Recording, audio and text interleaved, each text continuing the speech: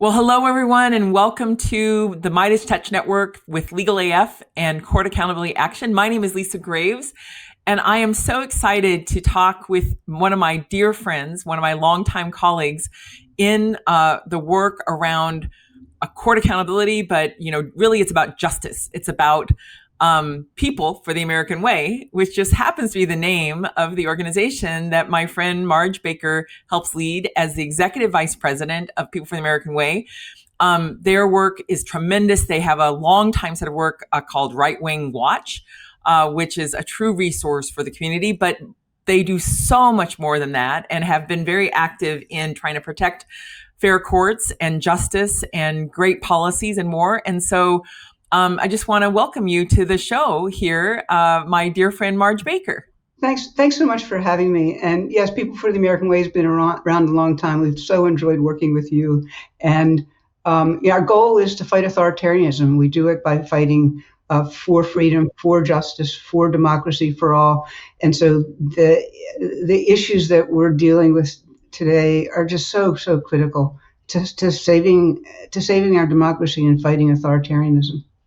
Yeah, I mean, and I consider People for to be a vital organization, a vital treasure, national treasure in this defense of our freedoms, in this extraordinary, really unprecedented moment we're in with these authoritarian policies that have been unfurled in so many places across the country, where we're seeing news reports of ways in which the government has been how the Trump administration has been treating people. And obviously, we've all been watching unfold these terrible efforts to destroy key government functions and agencies and accountability and assail the Constitution, statutes, regulations, rules, contracts, and more.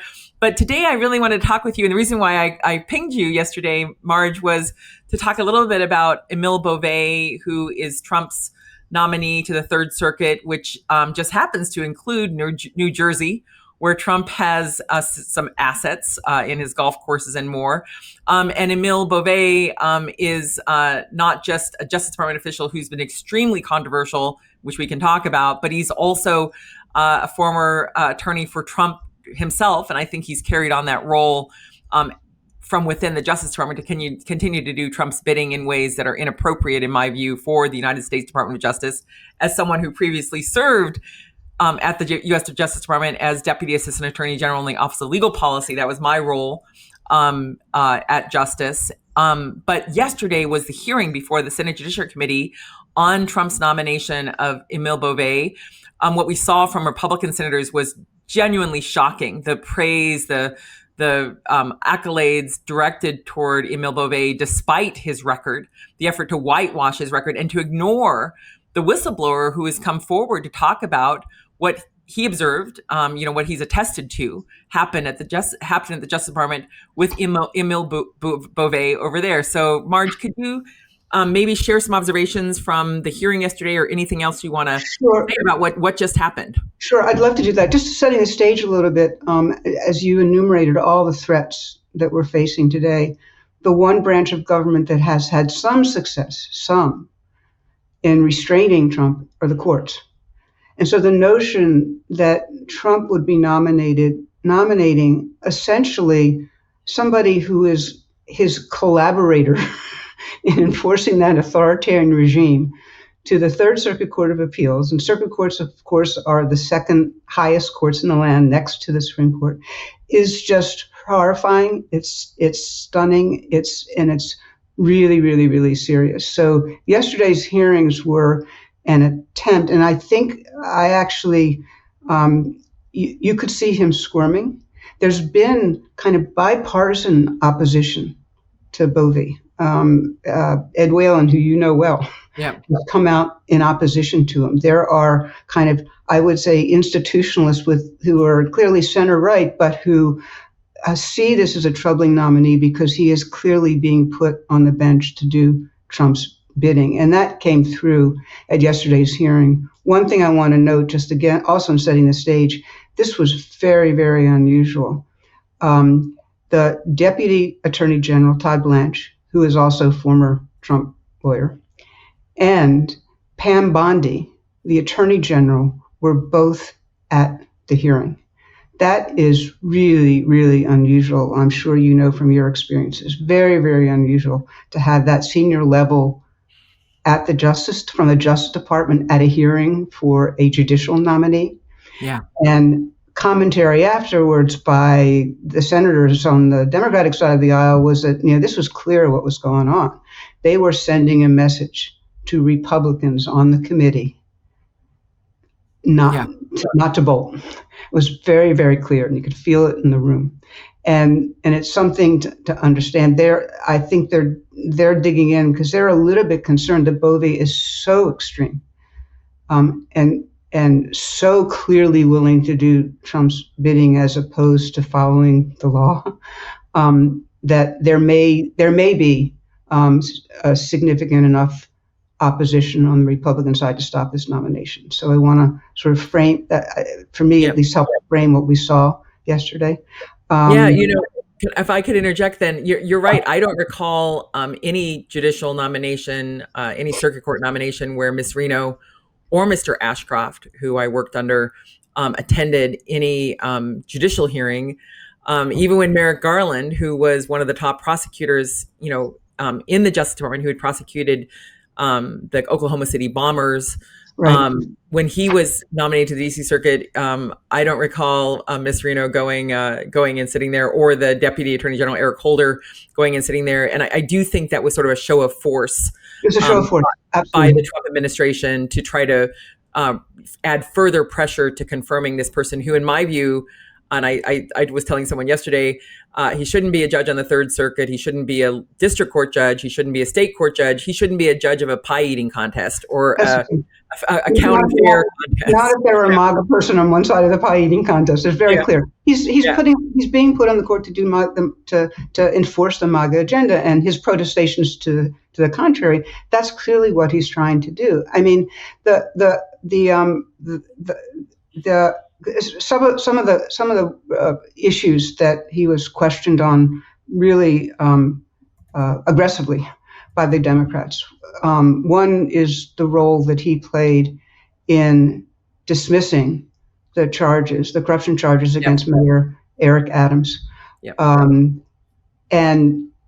the Justice Department tried to do it in a way that you well understand. They tried to dismiss the charges without prejudice, which meant that they could come back and reinstitute the charges at any time. And everybody saw that as an attempt for quid pro quo, right? That they would dismiss the charges as long as Eric Adams went along with the rigorous anti-immigrant, really horrific, cruel immigration enforcement campaign that they're waging. And so and Bove's role in that was to actually execute the decision, because senior level Southern District of New York prosecutor Danielle Sassoon, who clerked for Scalia, I mean, this is not okay. Would not go along with the decision to terminate the case because she thought it was unethical and not appropriate. And at least five career attorneys in the public integrity section also resigned because they wouldn't do Bove's bidding on this. And Bove ended up doing it. Yeah. And it was interesting. In yesterday's hearing, Senator Blumenthal said, people have been talking about a quid pro quo in this case, but I think the real quid pro quo is you did that, and then you got a nomination to the Circuit Court of Appeals.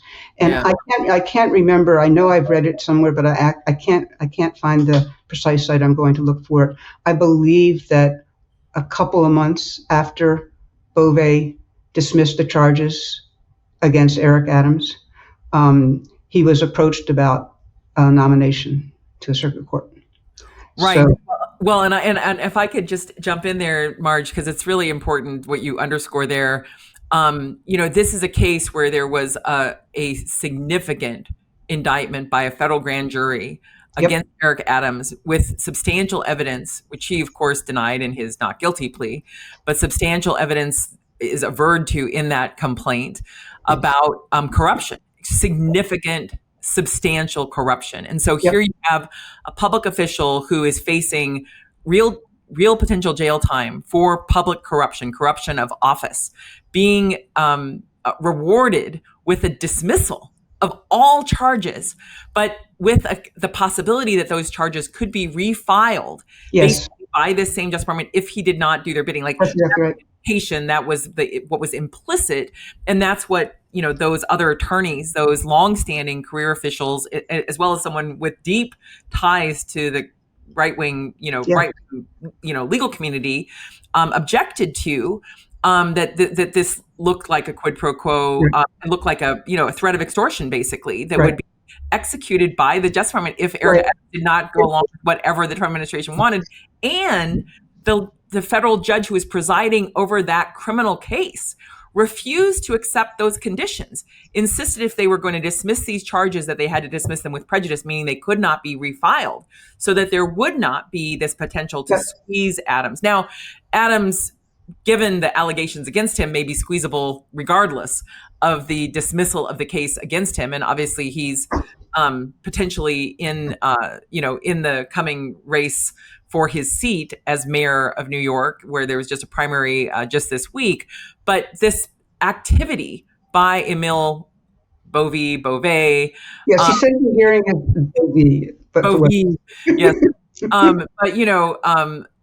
This activity by him was denounced basically internally, as far as we understand from the reporting, by multiple attorneys, and yet he did it anyway. And I do think Senator Blumenthal raised a really good point that you flagged, Marge, about what this is, because he's basically almost instantaneously rewarded. Absolutely. 4 months now. I guess we're into the 5 months into this administration, but the nomination came, last month.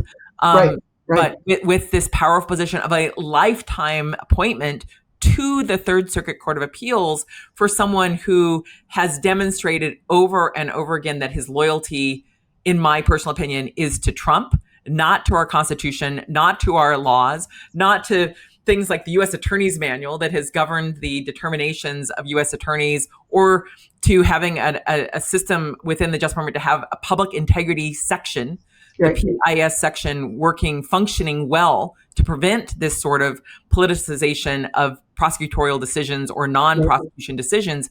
Emil Bove is at the heart of this, and obviously backed by Bondi, who also aided Trump in various ways before he became Attorney General, and the Deputy Attorney General of the United States. We have just an extraordinary, in my view, we have the most dependent, not independent, the most subservient Justice Department in my lifetime in this Trump administration. It's extraordinary what they've done to destroy the independence and integrity of the United States Department of Justice. Right. So one other point on that. I mean, to show how much he was squirming at the hearings, Bove's response to this was, well, the judge dismissed the case. And the judge, of course, did it, but as you say, did it with prejudice, right?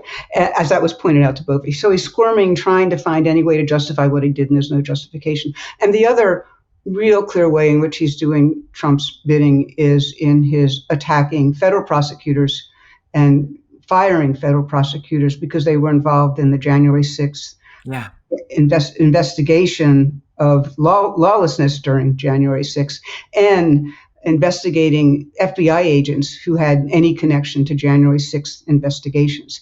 And it's clearly, I mean, he's weaponizing the Justice Department.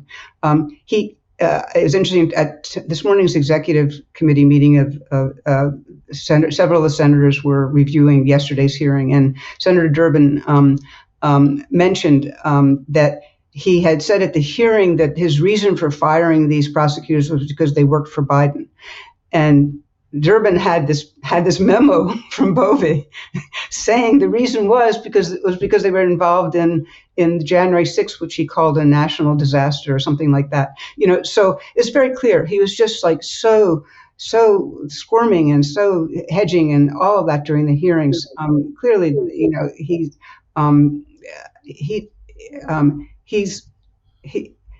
again, his protestations to the contrary, he's being put there to do Trump's bidding. And that is not what the courts should be about. That's not what court judges should be doing. They should be delivering justice to everybody.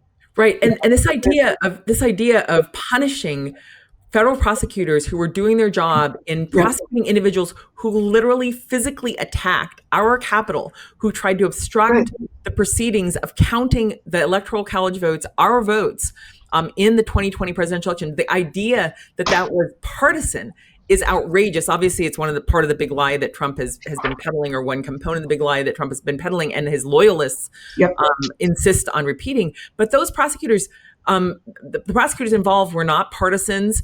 They're career prosecutors. They're people who have been serving our country by prosecuting people who engage in violence, who engage in conspiracies to harm our republic, and yet they have been targeted by Emil Bove and his fellow travelers like Ed Martin and others at the behest of Trump, who in pardoning the people who were convicted of crimes, either through their own plea agreements or after trials, some of whom were sentenced to substantial prison sentences like Stewart Rhodes. These are despicable acts, in my opinion, of this president to basically signal to people who engaged in violence against our country that as long as they do it for him, that's fine. Just signal, as long as you break the law for him, he'll pardon you. I mean, that's the message he's sending, and it's really, really, really dangerous. And it cuts through everything he's trying to do. And then one of the other key issues that the Democrats were focusing on at yesterday's hearing was his encouraging the defiance of court orders. Yes. And that was actually part of the whistleblower report that you mentioned.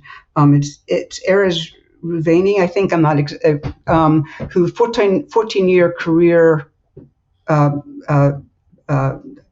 employee at the Justice Department, a career prosecutor of the Justice Department. So he's not, he doesn't have an axe to grind, but was in meetings where he saw Bove, among others, encouraging prosecutors to defy court orders. And there's one notable exchange that he reports, and it's a whistleblower report, it's a public report.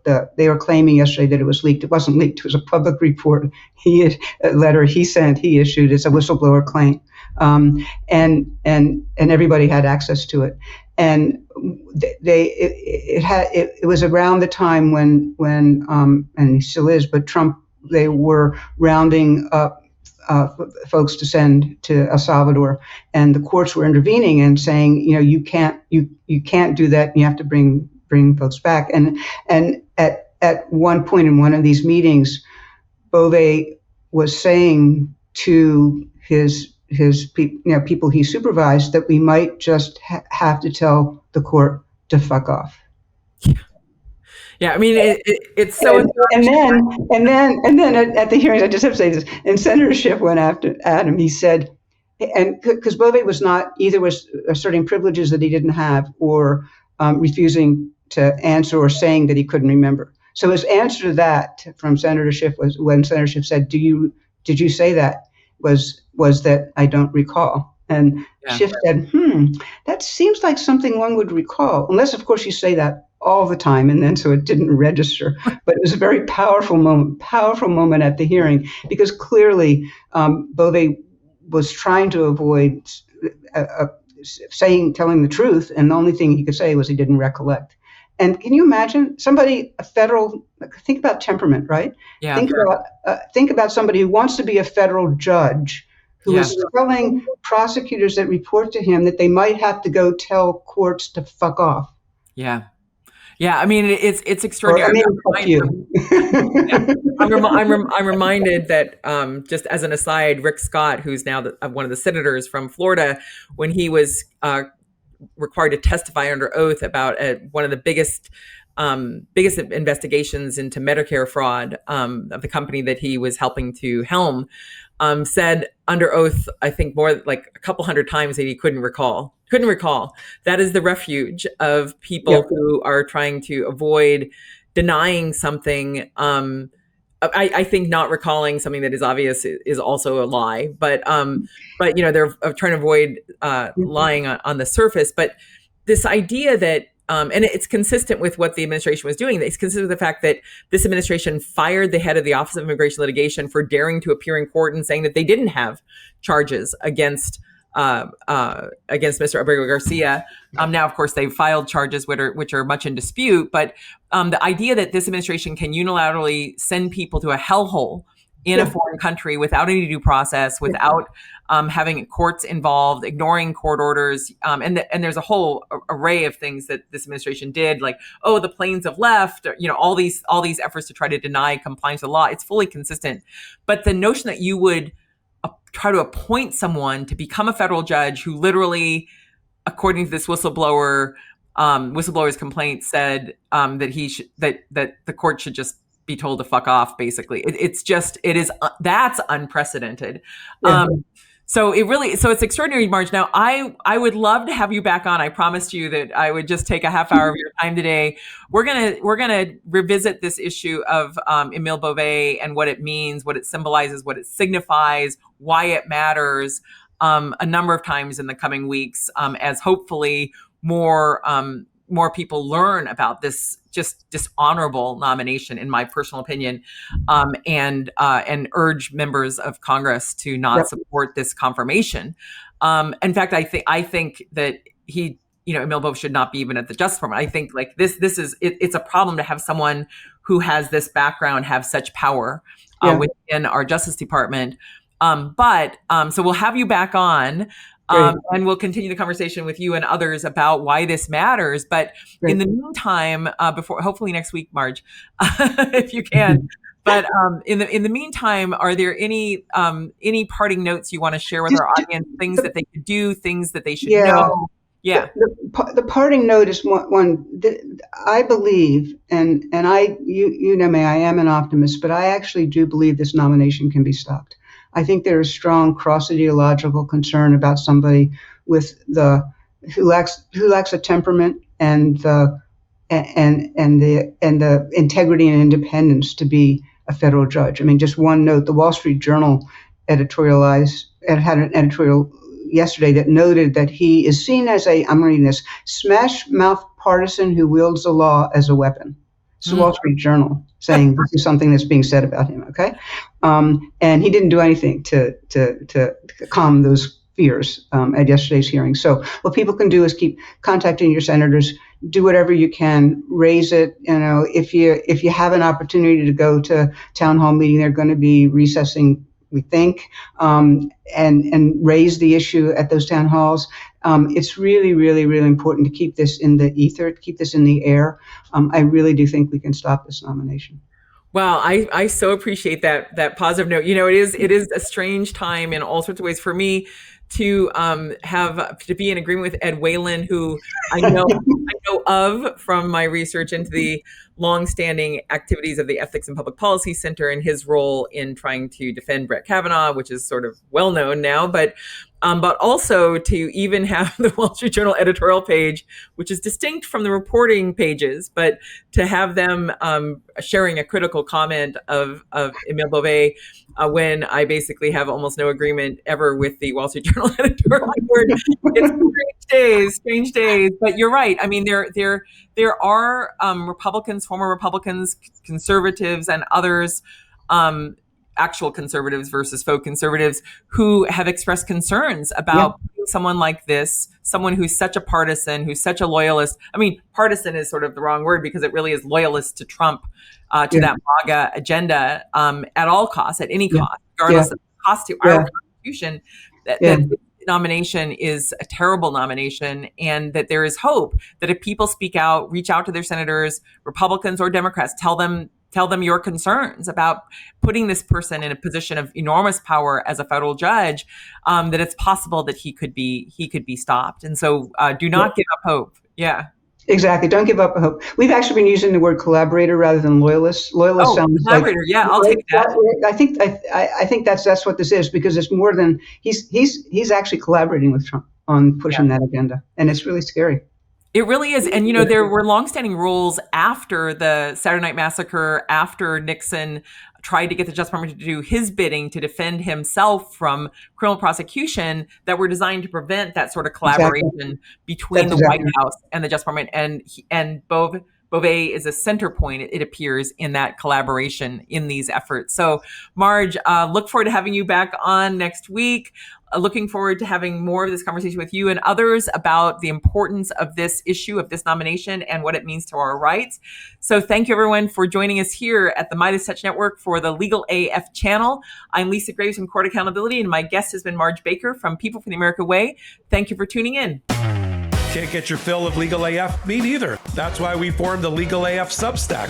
Every time we mention something in a hot take, whether it's a court filing or a oral argument, come over to the Substack. You'll find the court filing and the oral argument there, including a daily roundup that I do called, wait for it, Morning AF. What else? All the other contributors from Legal AF are there as well. We got some new reporting. We got interviews. We got ad-free versions of the podcast and hot takes. Where? Legal AF on Substack. Come over now to free subscribe.